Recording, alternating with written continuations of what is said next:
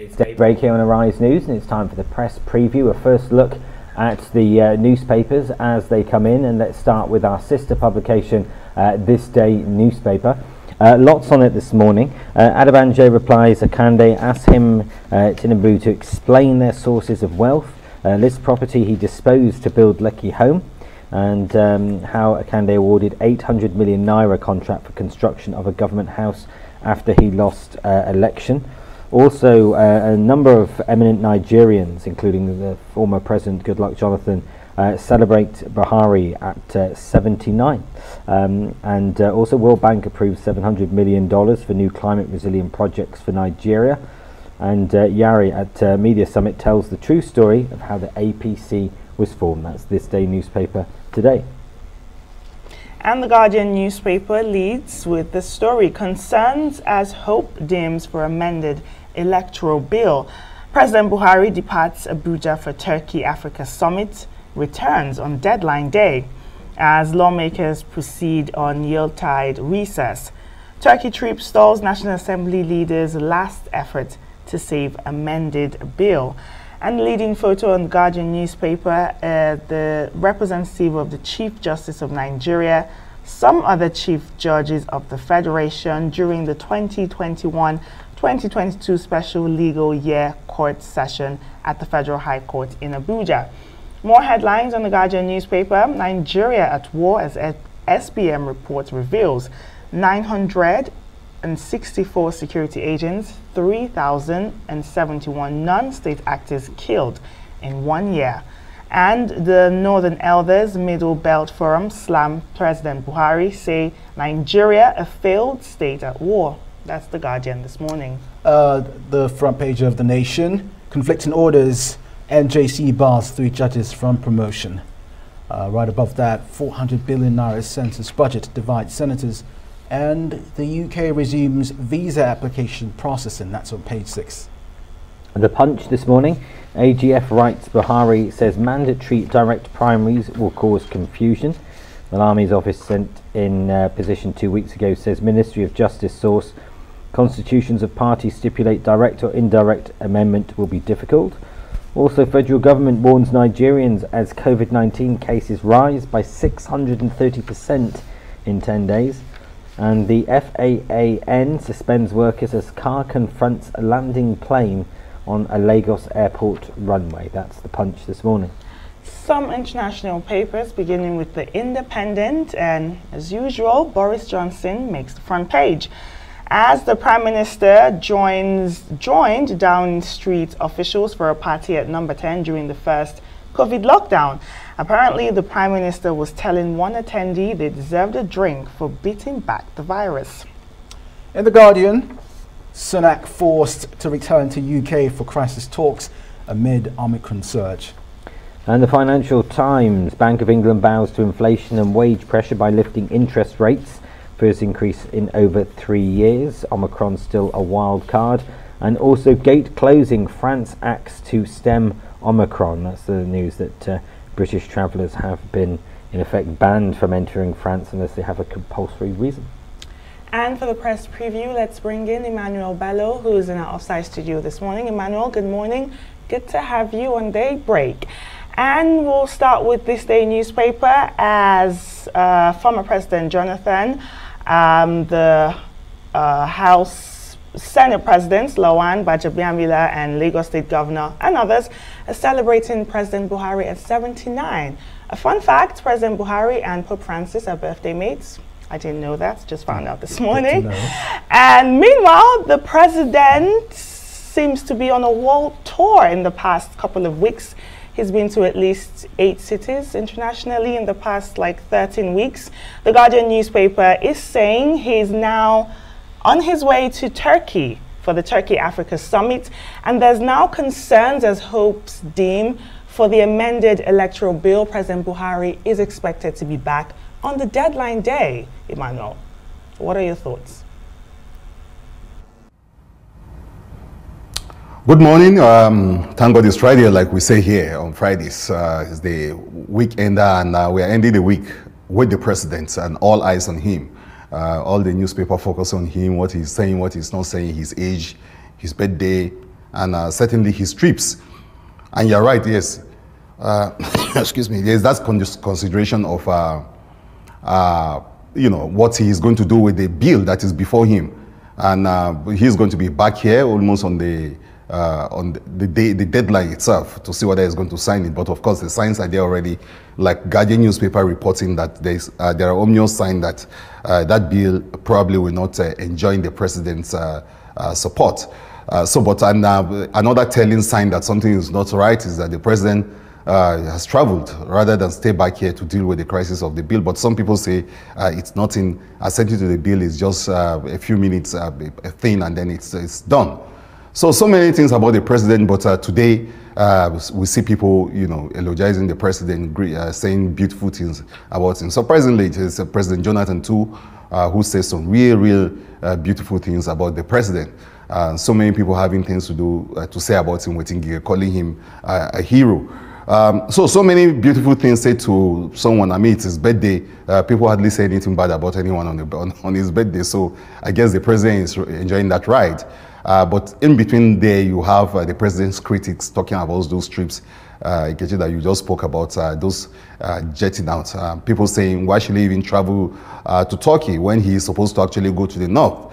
You remember there has been called that he should go to the north. The northern leaders putting here together to stop the bleeding, as they call it in the north, that the north is bleeding. And then you have this president practically almost like ignoring them and traveling out to Turkey. And so people point to that too, and as well as pointing out. But today, he's enjoying a lot of praise and accolades from friends, from past presidents, saying he's doing very well. He's done his best. So he's enjoying that spotlight. But some of it, of course, not so positive, especially in the light of the electoral law. So all sorts of people wondering what decision he's going to make. But then, of course, that will be his first duty as soon as he returns from Turkey. And so many people are wondering what that would be, what he would do. Breath, Emmanuel. Let's take a look at the Nation newspaper. 400 billion naira census budget divides senators. Now, of course, we're all focused on 2023, but of course, next year there is an important exercise which the country should have had years ago. We actually don't know how we've been estimating how many people live in Nigeria. Now we need to count to find out how much exactly we are. Now, senators are having a go at it because some are suggesting that the 400 billion naira earmarked for that exercise is too much. Some say instead of spending that much on counting the citizens in Nigeria, that we should spend it on infrastructure. But Emmanuel, I'm thinking, can we effectively plan if we don't know how many we are?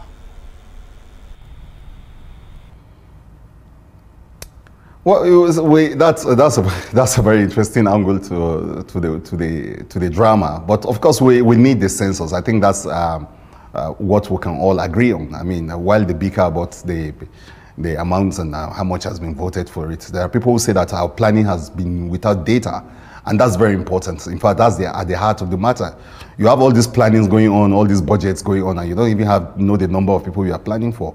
How can you effectively plan for a nation without knowing how many? If you ask everyone seems to have his own number of how many we are in the country. So these census are important, and I think we should have them. Of course, the arguments will be there, but of course, we just need data, and we need to have more database kind of planning that's not just done out of some kind of whims, desire, emotions, but based on statistics, based on data, based on science, on facts. And so you need those kind of you need this data in, and you need those numbers in. We need to know how many we are, and it's not just about speculations, but about the real number, so that we can really plan properly going forward. Now, Emmanuel, I'm going to look at the international paper now, the Financial Times, and the story that France is, like many countries, doing its best to curb the spread of Omicron, and what they did yesterday was announce. Basically put a ban on British travellers, apart from people British that live permanently in France or truckers. In effect, there is a travel ban to France. Now, when obviously the UK and the US and Canada and many other countries put a travel ban on African countries, it was seen as racist. There was a lot of bad feeling about this. Is there a genuine reason why Emmanuel Macron has done this? Bearing in mind that Omicron is now being, in effect, classed as a community spread, so border closures haven't done that. In fact, he actually said when these other countries were bringing in the African bans that border closures won't help curb any form of spread. And at the same time, is it a tactic that somebody's got an election next year and isn't doing particularly that well in the polls?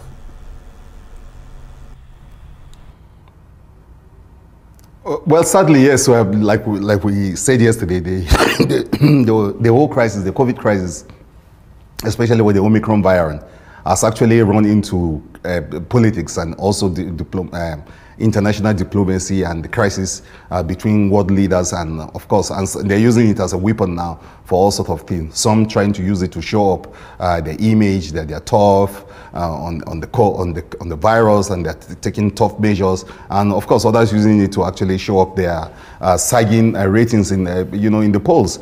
So it's an effort made, but of course, at the end of the day, science will have to prevail. Common sense will have to prevail, and some form of diplomacy around this issue will have to prevail, so that we can get a solution to a really serious problem, rather than the cosmetics of trying to play up to the gallery and show up some kind of efforts that probably are not really yielding any kind of fruit. So they have to go beyond all of that and see already France, Britain, of course, having their own little back and forth even before now, and so this just raised the crisis of a relationship between the two powers. But there are people that will suggest that serious discussions and decisions need to be made, and beyond the politics, beyond the international diplomacy and all the crises between these countries, so that we can be very clear about what we're dealing with. And to be very clear about it, you need the science, you need the facts,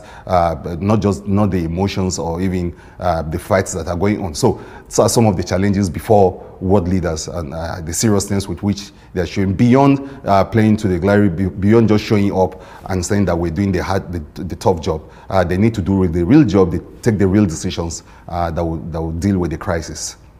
Well, Emmanuel, let's talk about your favorite Prime Minister Boris Johnson. He's on the chopping block yet again.